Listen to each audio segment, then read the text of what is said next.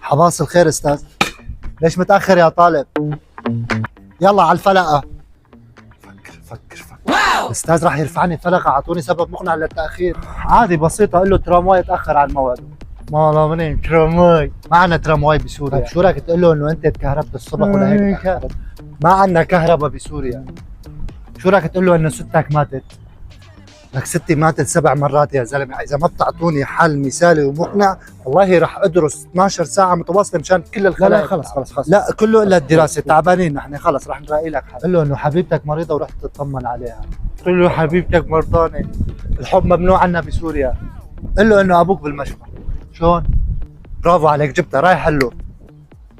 استاذ ابي بالمستشفى ورحت اطمن عليه. كيف ابوك بالمشفى يا بني ادم اذا انا هو ابوك؟ مالا مني نسيت انه انت بابا.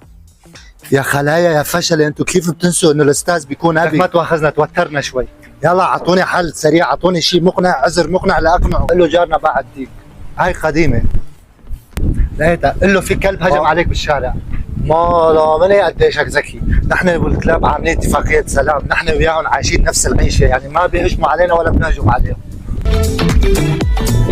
طيب قل له عمتي مرضانه، يعني رحت تشق عليها او شيء. يا غبي، نسيان انه عمتي بتكون اخته للاستاذ يلي هو ابي. قل له نسيت رجلك بالبيت. هي عجبتني، رح اقول له اياها. تذكرت استاذ، انا نسيت رجلي بالبيت وتاخرت لانه رحت رجعت جبتها وجيت. بما انك جبت رجليك تعال كبر لك النمره شوي. يلا. العذر مو ظابط؟ طب بس في شغله ببالي بنفسي من زمان اعملها، بس خليني نروح سويها وقت. يا خلايا فشل، تعالوا لهون. انتوا الاثنين مطرودين من عقلي، وروحوا كلوا برغل. حاضر. طب ما في مجال تسامحني بابا؟ ابوك بالبيت هون بتناديني استاذ، يلا على الفلقه، يعني مصر ترفعني فلقه؟ جدا. تفضل، تكرم عينك، راح اتفضل.